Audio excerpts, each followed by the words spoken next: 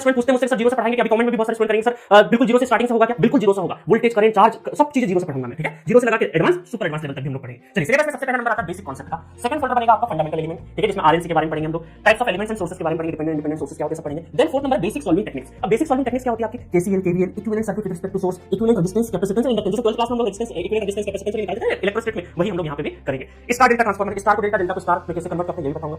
Current division rule, voltage division rule, इन दोनों को पढ़ेंगे। तो इसके अंदर आपके क्या है? 7 बेसिक टेक्निक है, बेसिक सॉल्विंग टेक्निक, ठीक है। देन आते हैं हम लोग एडवांस सॉल्विंग टेक्निक पे। एडवांस सॉल्विंग टेक्निक पे इसमें आएगा आपका नोडल एनालिसिस, मेश एनालिसिस और एक चीज और लिखना इसमें मैं भूल गया हूं, दैट इज सोर्स ट्रांसफॉर्मेशन, है ना। थर्ड नंबर आप लिख लीजिएगा, मैं लिख देता हूं यहां पे थर्ड नंबर करके, source transformation, source transformation, source transformation है थर्ड।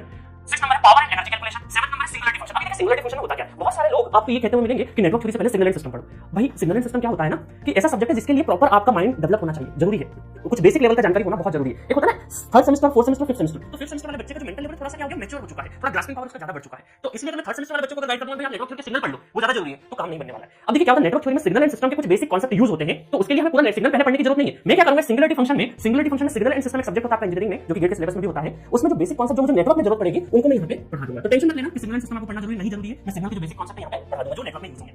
देन हमारा क्या है, साइनसॉइडल एसी। अभी तक जितनी भी बात होगी यहां तक सिंगुलरिटी फंक्शन तक जितनी भी डिस्कशन होंगे वो पूरा डीसी बेस्ड होंगे, है ना। आपको डीसी और एसी में अंतर पता ही है। तो डीसी सर्किट सारे के सारे जो सर्किट होंगे डीसी होंगे। 8th नंबर से हम लोग एसी एनालिसिस पढ़ना स्टार्ट करेंगे। अब एसी एनालिसिस भी एक स्टडी स्टेट होता है, ट्रांजिएंट होता है। तो पहले हम लोग स्टडी स्टेट पढ़ेंगे, देन रेजोनेंस पढ़ेंगे, नेटवर्क थ्योरम्स पढ़ेंगे। बहुत सारी थ्योरम्स होती है ना। थ्योरम्स क्यों होती है? क्योंकि चीजों को सिंपलीफाइड तरीके से अगर हमें करना है तो कुछ स्टैंडर्ड थ्योरम बनाई गई है सर्किट सॉल्विंग को लेके। तो कई बार सर्किट इतना कॉम्प्लेक्स होता है उसको बिना थ्योरम हम लोग सॉल्व नहीं कर सकते, तो इसीलिए कुछ थ्योरम्स बनाई गई है, उन थ्योरम्स को पढ़ेंगे। देन जैसे स्टडी स्टेट यहां पे पढ़ लिया, देन हमारा ट्रांजिएंट यहां पे हम लोग पढ़ेंगे, ठीक है। इस ट्रांजिएंट में डीसी ट्रांजिएंट भी पढ़ेंगे और एसी ट्रांजिएंट भी हम लोग पढ़ेंगे, बट मेजॉरिटी आपका डीसी ट्रांजिएंट ही सबसे ज्यादा आता है। देन हम लोग टू पोर्ट नेटवर्क पढ़ेंगे। तो ये जो मेरे 12 पॉइंट आपको बताए हैं, ये जो 12 पॉइंट मैंने आपको बताए हैं, ठीक है, देखिए 12 पॉइंट बताएं, 12.1 से लगा के 12 तक, ये सारे के सारे जो तीनों ब्रांच की आपकी तीनों ब्रांच इंजीनियरिंग की, इलेक्ट्रिकल, इलेक्ट्रॉनिक्स, इंस्ट्रूमेंटेशन, वो सब के सिलेबस में कॉमन सिलेबस है आपका, तीनों ब्रांच का कॉमन सिलेबस है 12 पॉइंट में। तो 12 पॉइंट तक तीनों ब्रांच के लिए इक्वल सिलेबस है, आपको इक्वल इंटेंसिटी से पढ़ना है। अब उसके बाद कुछ टॉपिक ऐसे होते हैं जो अलग अलग ब्रांच में, कुछ ब्रांच में है, कुछ ब्रांच में नहीं है, just like magnetic coupled circuit. Magnetic coupled circuit सिर्फ इलेक्ट्रिकल और इंस्ट्रूमेंटेशन इंजीनियरिंग में है ना, इंस्ट्रूमेंटेशन इंजीनियरिंग और इलेक्ट्रिकल में है। देन ड्युअलिटी आपके गेट के सिलेबस में नहीं है, गेट के सिलेबस में नहीं है, बट कॉलेज एग्जाम में आता है, इस वजह से मैं पढ़ा दूंगा, है ना, कॉलेज भी तो पास करना है हमें। देन थ्री फेज सर्किट सिर्फ और सिर्फ इलेक्ट्रिकल में होता है। आपको ईसी वाले स्टूडेंट, देखिए ईसी वालों को ये टॉपिक पढ़ना ही नहीं है, ये टॉपिक ईसी के लिए, ये इधर वाले जो टॉपिक है वो ईसी के लिए नहीं पढ़ना है